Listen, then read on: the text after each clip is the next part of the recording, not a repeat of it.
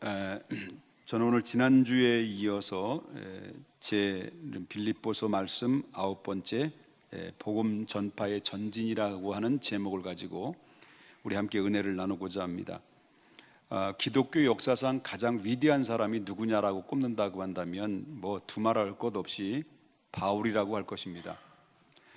바울은 일생 동안 살아가면서 그의 삶의 목적이 아주 투명했고 분명했다라고 하는 것입니다. 그가 가진 삶의 목적은 오직 하나입니다. 살아도 주를 위해서, 죽어도 주를 위해서 사는 건데 그의 삶의 목적은 오직 하나, 복음 전파였습니다. 미국의 외교관이 들어가지 못하는 곳에 능히 들어갈 수 있다라고 하는 미국의 대표적인 그 기업의 브랜드가 있습니다. 그 브랜드는 지금 미국의 애틀랜타에 있는 본사가 있는 코카콜라라는 회사입니다. 이 코카콜라는 공산국가이든 아니 뭐 자유국가이든 적대국가든 아랍국가든 할 것 없이 구별 없이 전 세계 구석구석마다 거의 모두 들어가지 않은 곳이 없습니다. 코카콜라를 판매할 때 그때 그 사장은 최초의 그 사장은 코카콜라 판매를 위해서 완전히 목숨을 걸고 모든 정열을 다 쏟았다라고 합니다. 코카콜라 사장은 얼마나 그 코카콜라를 판매에 전념했는지 자나깨나 코카콜라였습니다. 누구를 만나든지 무슨 일을 하든지 항상 코카콜라만 생각했고 코카콜라만 말을 했습니다. 이쯤 되니까 자꾸 코카콜라가 먹고 싶더니 그 코카콜라는 사장은 결국에는 이 코카콜라 하나로 세계를 장악해 버린 거죠. 그렇잖아요. 어디든지 뭐 어디를 가든지 코카콜라가 없는 데가 없어요. 이 사장이 결국은 어느 정도 얘기냐면 세계를 정복한 이 사장이 기자들에게 이런 이야기를 해요.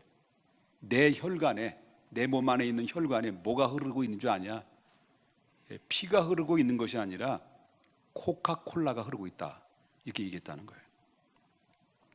역시 사도 바울도 마찬가지예요. 사도 바울도 갈라디아서 5장 15절부터 16절에 그가 뭐라고 얘기하냐면 나는 이방인의 사도로 어머니 태로부터 하나님께 택정함을 받은 자다, 이렇게 얘기했어요. 자신에 대해서.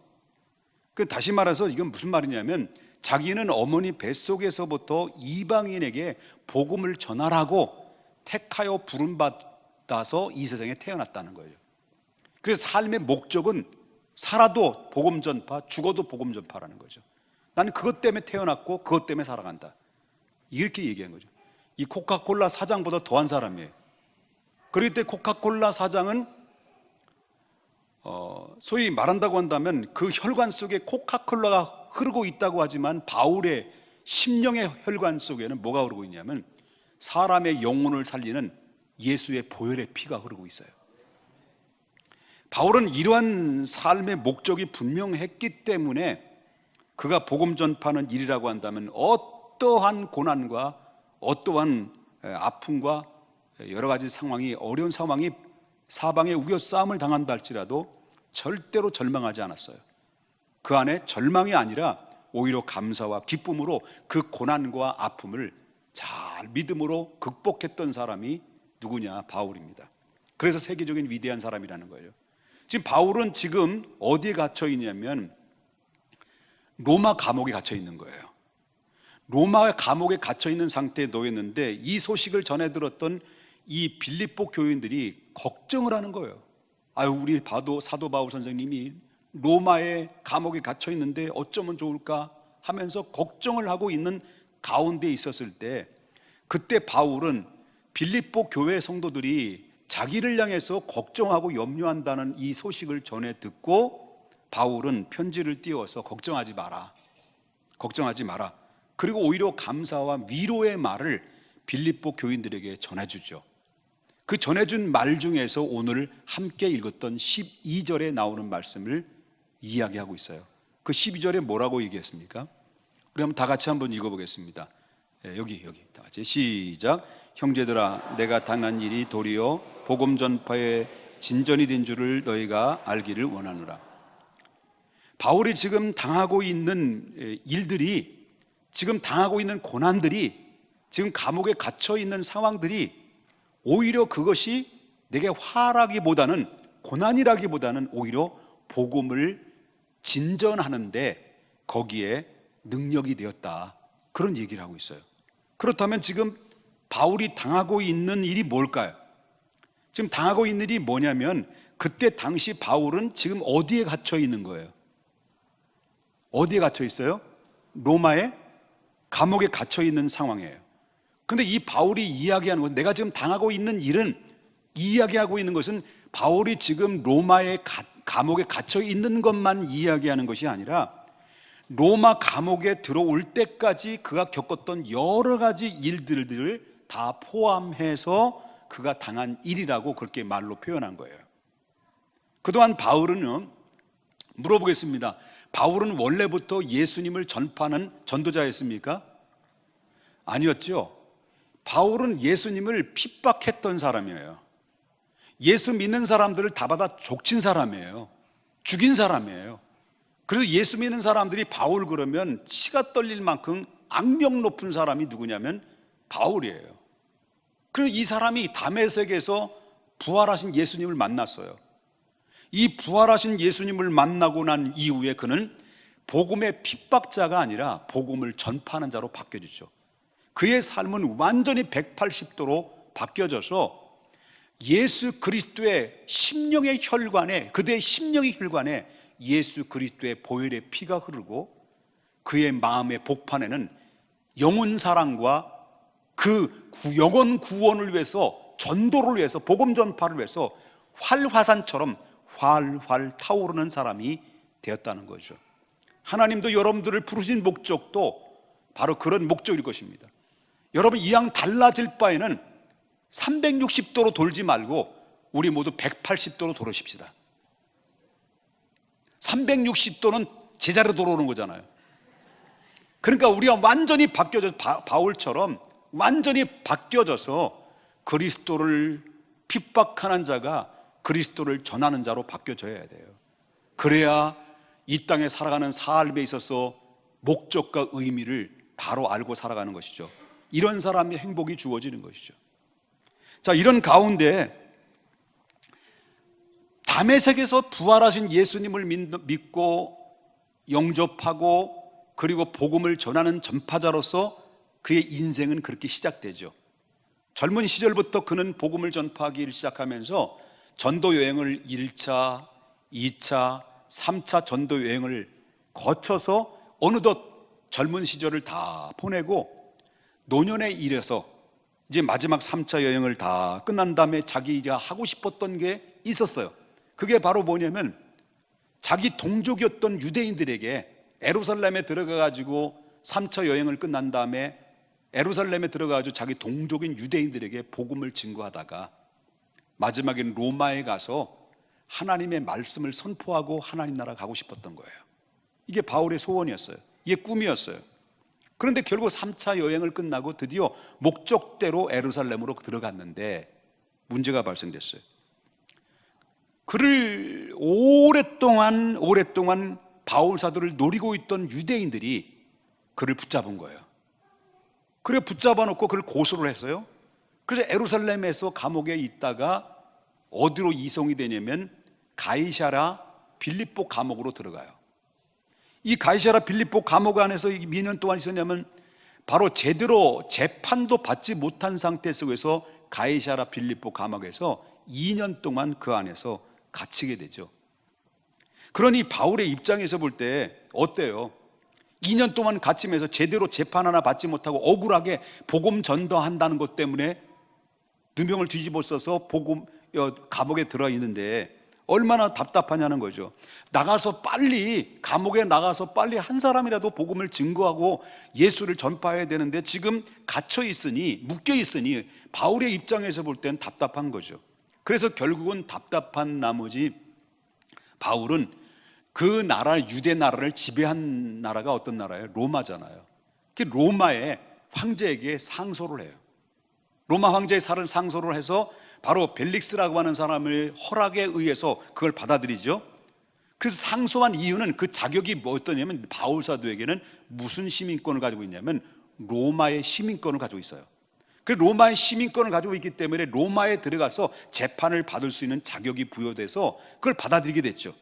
그래서 상소가 받아들여지고, 그리고 죄수의 몸으로 이제 쇠사슬에 묶인 상태 속에서 이제 어디로 압송되냐면 로마로 압송이 되는 상황에 이르게 됐어요.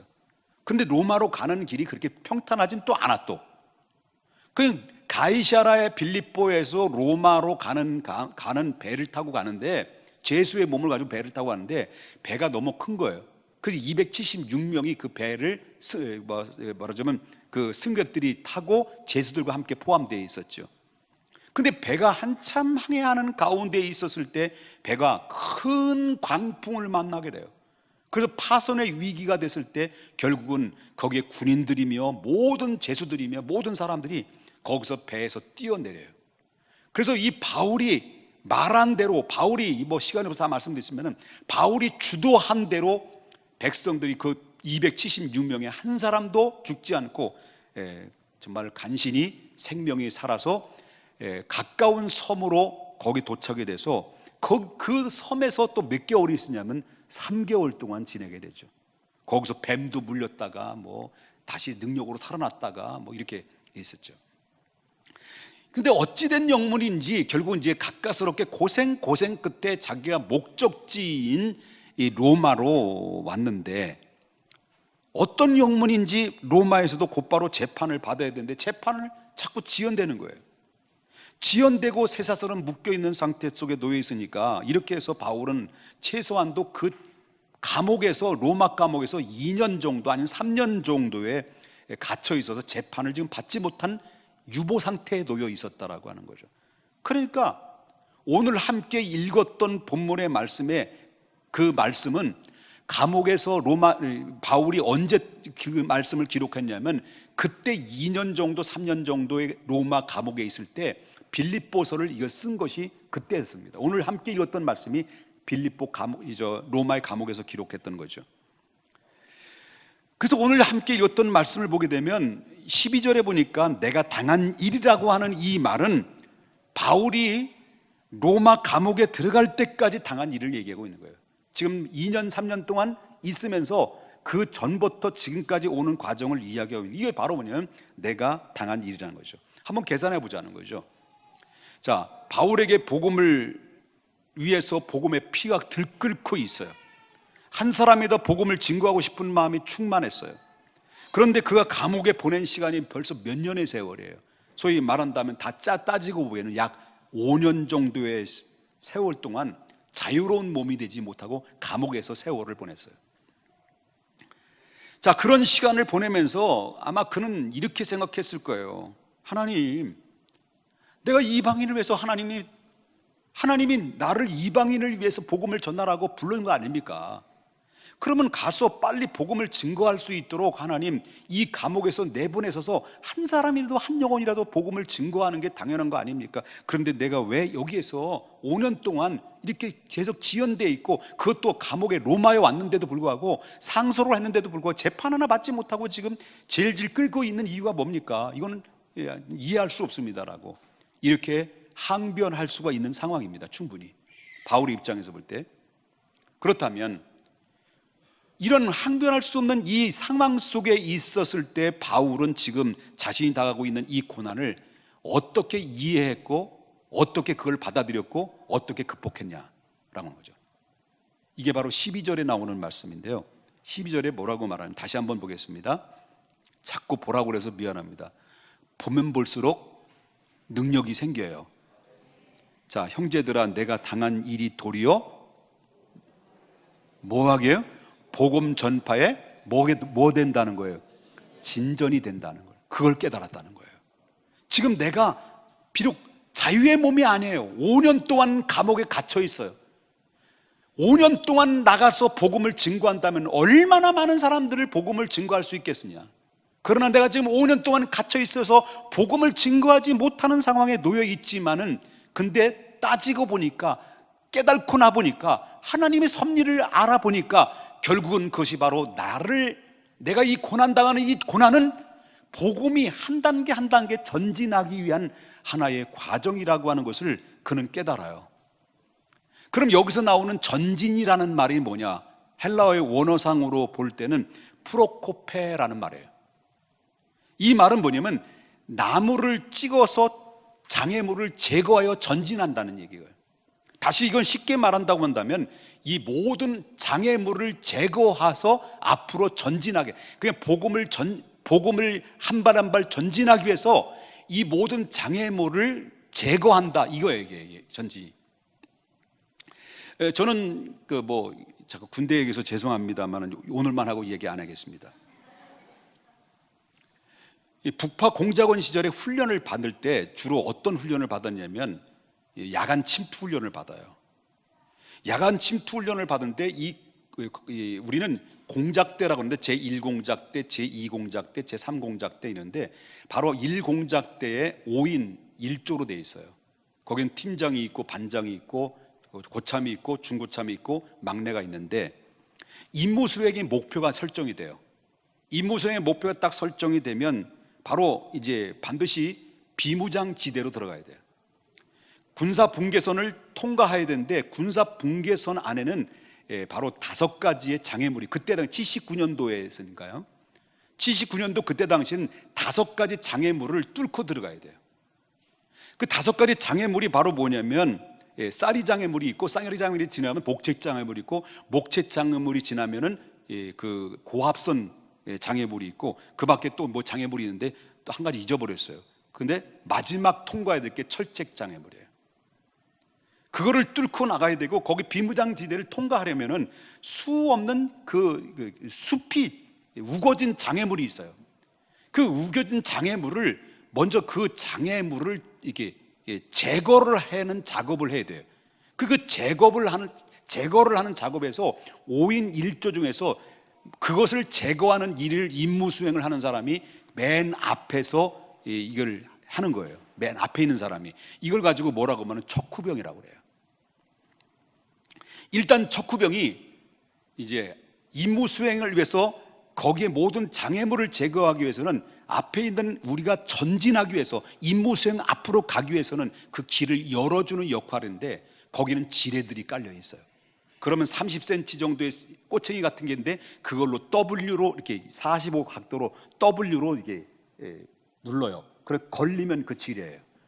그거를 뒤에 모든 대원들이 앞으로 임무 수행을 전진하게 하기 위해서는 척후병이 역할이 얼마나 중요한지 몰라요. 그걸 어떻게 하느냐에 따라서 임무 수행이 성공하느냐 실패하느냐가 결정되는데, 그래서 지금 6.25 때부터 지금까지 임무 수행에다가 실종되고 다 죽은 사람이 7,700명이에요. 7,700명 정도 됐습니다. 놀라지도 않은 게 내가 놀라네. 이건 뭘 말하냐면 이와 마찬가지로 이 장애물을 거쳐야만이, 장애물을 걷어내야만이 앞으로 진전할 수 있다는 거죠. 이게 바로 뭐냐면 진전이라는 말이에요. 여러분, 바울 사도가 복음의 진전이 되었다라고 하는 이 말은 내가 지금 감옥에 갇혀 있었던 이 고난이 오히려 더욱더 분명하게 복음을 전파할 수 있는 기회가 되었다라고 하는 거예요. 그 고난은 고난이 아니라는 거예요. 어쩌면 이거 말이 이해가 안 되죠. 아니 이 감옥에 들어있는데, 감옥에 갇혀있는데 어떻게 그것이 잘 되리고 오히려 더 잘된 일이고 오히려 복음에 더 진전이 됐냐는 거예요. 아무리 가슴이 뜨겁고 아무리 말씀이 충만한 바울지라도 지금 감옥에 갇혀있는 상황에서 어떻게 복음이 활발하게 더 진전되고 전파할 수가 있겠냐라고 하는 거예요. 그런데 바울은 본문이 이렇게, 그건 아니다. 도리어 이 감옥의 생활을 함으로 말미암아 내가 오히려 복음을 한 단계 한 단계 더 진전할 수 있는 기회가 됐다라고 얘기해요. 이 말을 좀 더 풀이해서 말한다고 하는 것 같습니다. 내가 지금 감옥에 갇혀있는 현재의 고난들이 복음 전파의 문을 닫게 하는 것이 아니라 오히려 복음 전파의 문을 활짝 여는 기회가 되었다, 이거예요. 그게 어떻게 가능할까요? 그 이유는 지금 당하고 있는 고난 속에는 바울은 뒤늦게 깨달은 거예요. 아, 지금 당하고 있는 걸 왜 고난당하지? 내가 왜 이런 고난을 아픔 당하지? 내가 원치 않는 이런 상황에 내가 왜 이렇게 몰려있지? 라고 생각했던 바울이 어느 순간에 기도하면서 영감이 떠오른 거예요. 그리고 하나님의 말씀이 깨달은 거예요. 아, 그렇구나.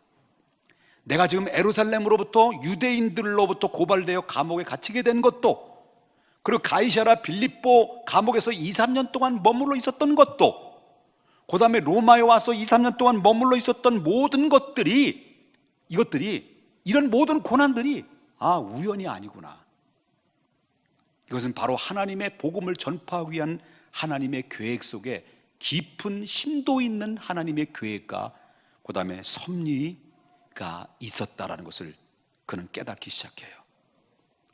그렇다면 그 바울 사도가 깨달은 것이 하나님의 섭리가 무엇이냐 하는 거예요. 그 하나님의 섭리가 무엇이냐면, 그때 당시, 잘 들어야 됩니다, 그때 당시에 세계를 지배한 나라가 어느 나라예요? 로마예요. 유대 땅의 유대 나라도 그 지배한 나라가 바로 로마예요. 그런데 모든 그 주변 나라는 로마의 지도 아래서 결국은 점령당하고 로마의 주도에 의해서 역사했어요. 그 지배 국가가 바로 로마죠. 근데 그가 깨달은 것이 바로 뭐냐면, 지금 바울은 어디에 들어와 있는 거예요? 그 로마의 심장이라고는 한 복판에 들어가 있는 거예요. 로마의 심장이라는 곳에 한 복판에 들어가서 감옥에 들어 있지만은, 지금 로마까지 오게 된 이 모든 과정을 뒤돌아보면, 이 로마까지 오게 된 것은 이 로마를 통해서, 자기가 이 로마를 통해서 이 세계를 지배하고 있는 로마가 반드시 이 복음으로 초토화가 될 것이다 라고 하는 믿음과 하나님의 확신을 가지고 있었다는 거죠. 그 결과가 어떻게 됐습니까? 역사가 증명하잖아요.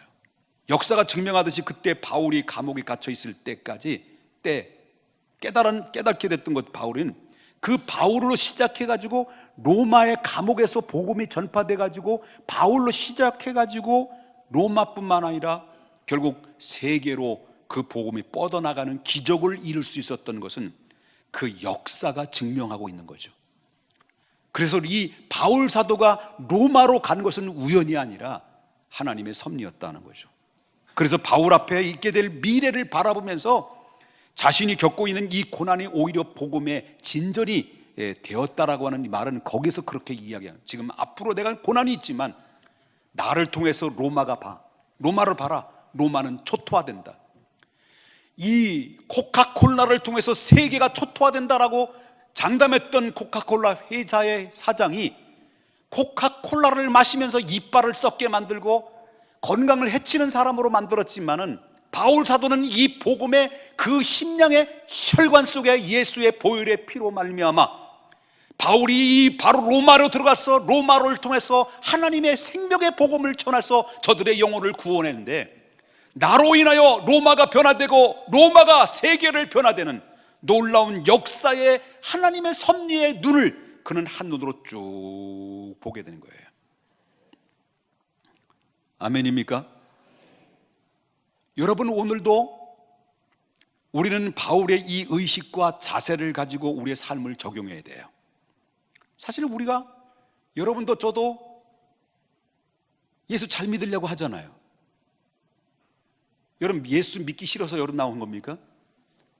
여러분, 예수님 잘 믿고 신앙생활 잘해서 하나님께 영광 돌리고 봉사하고 충성해서 정말 하나님 나라에서, 그리고 이 땅에서 하나님의 마음에 들어서 하나님의 마음에 합한 자가 되어서 하나님의 땅의 축복의 기업을 얻고 하나님 나라 멋진 인생으로 살기를 원하잖아요. 더러운 인생으로 살기를 원합니까? 다 그렇잖아요. 그런데 우리가 그렇게 원하는데, 우리가 마음대로 우리의 뜻대로 살기를 원하는데, 하나님의 원하시는 뜻대로 살기를 원하는데, 최선을 다해서 사는데, 그런데 우리가 원치 않는 안타까운 여러 가지 일들을 경험할 때도 있잖아요.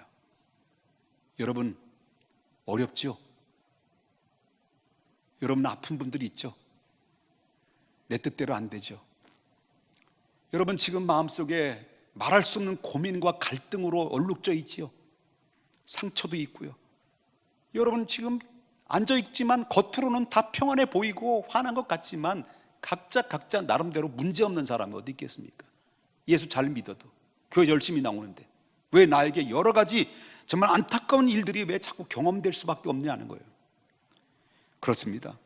선한 목적을 가지고 나름대로 열심히 살아가는데, 그리고 믿음으로 살기로 결단하고 열심히 신앙생활을 하고 있는데 너무나도 기가 막힌 일들을 내가 원치 않게 당할 수 있는 상황에 이를 수도 있어요.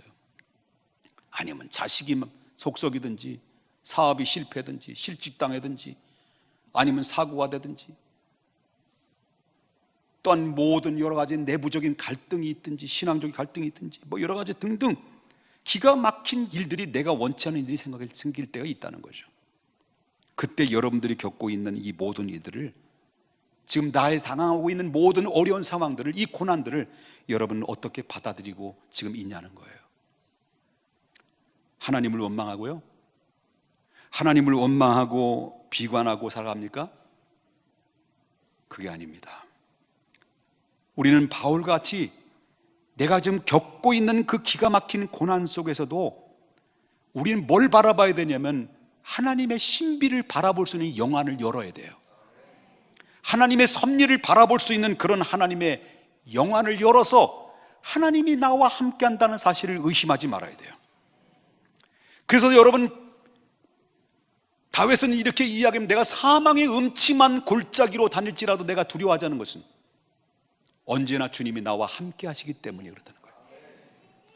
여러분, 이 기주한 진리를 적용한다고 한다면 내가 지금 당하는 고난이, 내가 지금 당하고 있는 아픔이 나를 더욱더 한층 더 성숙하게 만들고 더욱더 축복의 자리로, 더욱더 나의 삶이 더욱더 하나님을 향해서 하나님 앞에 성장하는 기회로, 하나님 나를 한 발 한 발 전진하게 하는 나의 디딤돌이 된다라고 하는 사실을 믿어야 돼요.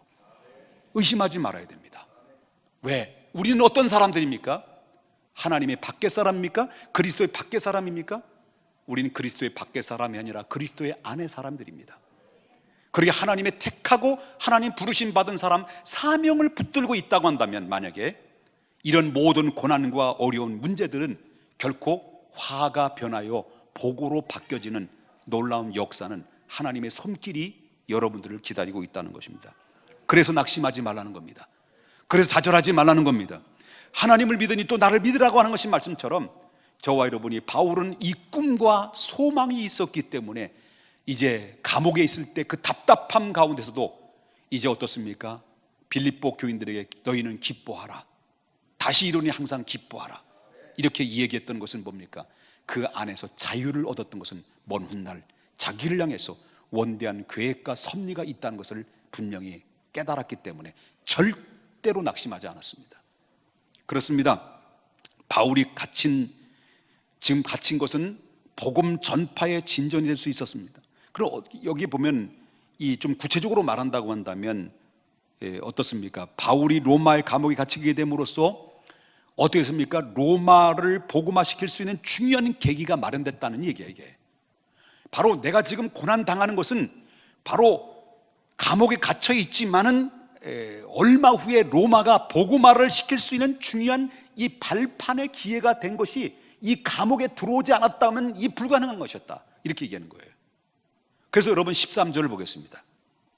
13절 뭐라고 얘기해요? 다 같이 읽겠습니다. 시작. 이러므로 나의 매임이 그리스도 안에서 모든 시위대 안과 그 밖에 모든 사람에게 나타났습니다. 자, 지금 매였어요.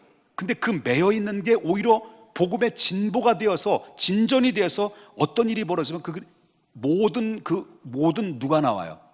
시위대 안과 그 다음에 뭐예요? 감옥의 안이고 밖에 있다는 거죠. 여기에 모든 사람에게 복음의 진리가 나타나게 됐다. 할렐루야.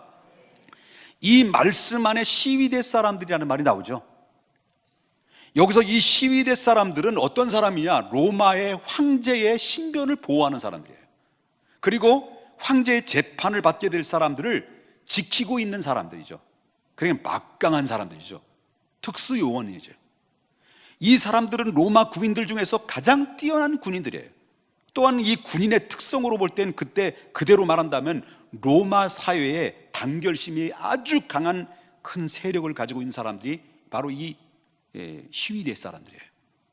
그리고 이 사람들은 황제의 가족도 있죠. 황제의 가족들과 아주 친밀하게 가까이 접촉할 수 있는 그런 사람들이었습니다. 그래서 이 시위대 사람은 로마의 귀족들을 무시하지 못해요. 그때 당시에 이들이 근무 시간에는 6시간 정도밖에 안 됐대요. 그러면 여러분 보세요. 바울이 로마에 갇혔을 때 몇 년 정도 갇혔다고 그랬어요? 2년부터 한 3년 정도에 갇혀 있는데, 이 사람 시위대 사람들은 뭐예요? 바로 근무 시간에 6시간밖에 안 돼. 감옥에 있다가 이 사람은 출근했다가 나중에 6시간 지나면 어디로 가요? 퇴근하죠. 집으로 가잖아요. 이게 바로 안과 박이라는 거예요. 이해되셨습니까? 자, 그런데 2, 3년 동안 있으면서 바울이 감옥에서, 여러분, 이 시위대 사람들과 같이 접촉하면서 친해졌을까요? 친해졌죠. 친해지면서 이 시위대 사람들에게 복음을 전했을까요? 복음을 전할 수 있는 기회가 생겼겠죠. 이 시위대 사람에게 이렇게 접촉을 하면서 왔다 갔다 하면서 이렇게 이야기하면서 은근슬쩍 복음을 툭툭 던져서 이 시위대 사람이 바울이 복음이 전한 것을 통해서 예수를 믿는 사람들이 그 중에 있게 됐다는 거예요. 그래가지고 이 사람이 감옥 안에서든지 감옥 바깥에서든지 시위대 사람이 출퇴근하면서 복음을 증거하게 되는 거죠. 이 사람들이 누구를 주로 만난다고 그랬어요? 바로 황제의 가족들, 귀족들을 만나는 사람들이에요.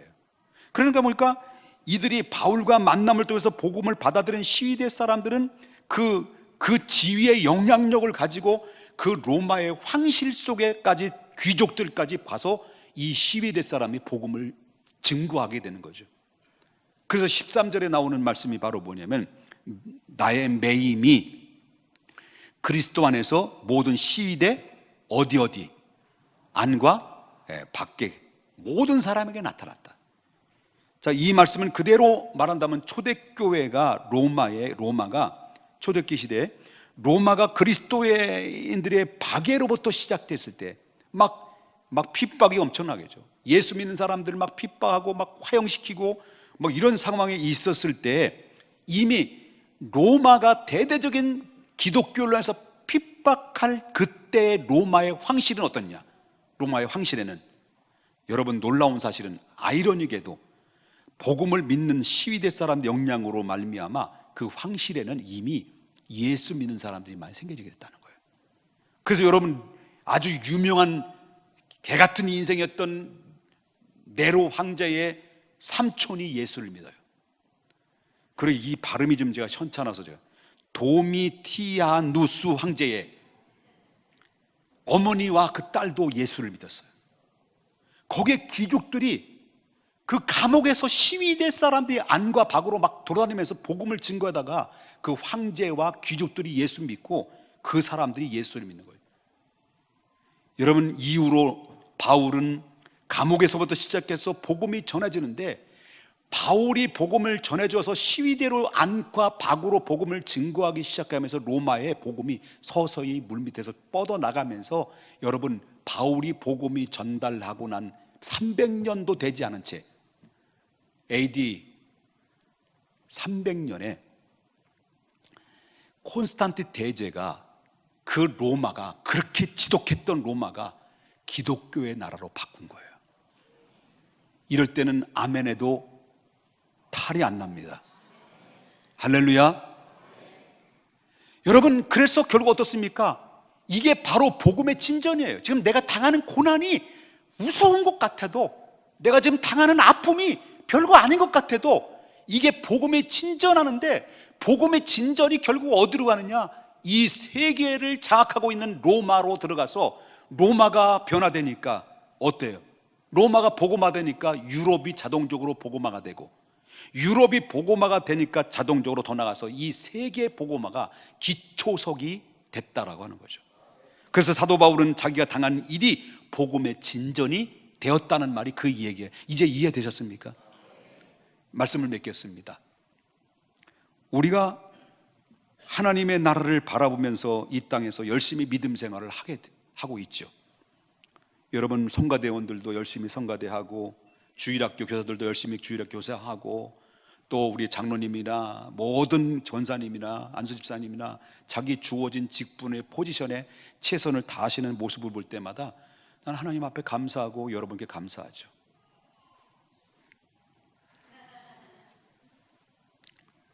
그런데 나름대로 열심히 최선을 다하는데 어때요? 최선을 다한 만큼 어떤 때는 보상을 받지 못한다는 생각을 가지고 않습니까? 내가 최선을 다했는데 하나님께로부터 보상을 받지 못한 거에 대한 하나님의 아쉬움과 또 때로는 입이 한자가 나가지고 삐져가지고 교회 나오네 안 나오네 이렇게 한 적은 없습니까? 그러나 그 아픔 때문에 원망하지 말아야 돼요. 불평하지 말아야 돼요. 왜냐하면 내가 겪고 있는 그 아픔에는 분명히 바울 사도의 복음의 진전을 위해서 로마를 바라봤던 것처럼 나에게도 하나님의 숨어있는 분명한 뜻이 있고 섭리가 있고 계획이 있다는 것을 믿고 좌절하지 말아야 된다는 거예요. 우리의 찾아오는 원치 않는 여러 가지 아픔이 고통일 수 있겠지만 우리는 이럴 때마다, 고난이 있을 때마다, 아픔이 있을 때마다, 장애물이 있을 때마다, 그리고 이루 말할 수 없는 내 힘으로 어찌할 수 없고 내 방법으로 어찌할 수 없고 내 수단으로 어찌할 수 없는 불가항력적인 문제를 벽에 부딪힐 때마다 우리는 이렇게 기도해야 돼요. 하나님, 바울의 이 모든 고난을 복음의 전진을 향해서 바라봤던 영안을 열어줬던 것처럼 내가 지금 당하고 있는 이 모든 고난과 어려운 현실을 먼 훗날 나를 통해서 하나님의 계획하시는 그 거룩하신 신비로운 계획을 볼 수 있도록 내 눈을 열어 주의 기이한 법을 보게 하여 주옵소서. 주의 말씀은 나의 발의 인생의 발의 등이요 빛이라고 그랬습니다. 하나님의 말씀은 살아있고 운동력에서 좌우의 날선 어떤 검보다 예리하여 우리의 영과 혼과 관절과 골수를 찔러 쪼개기까지 하며 우리의 마음과 생각을 감찰하시는 여호와 하나님이 여러분을 감찰하시고 험악하고 힘든 이 세상 속에서 살아갈 힘과 용기를 주실 수 있는 것은 바로 여러분들의 영안을 열어줬을 때 결단코 좌절하지 않고 주님을 바라보고 승리자의 계가를 부를 수 있는 놀라운 축복의 역사가 여러분의 가슴 속에 시원하게 뻥 뚫리는 결과가 여러분에게 임하게 될 줄 믿습니다. 기도하겠습니다. 이 모든 말씀 예수님의 이름으로 기도 올려옵나이다. 아멘.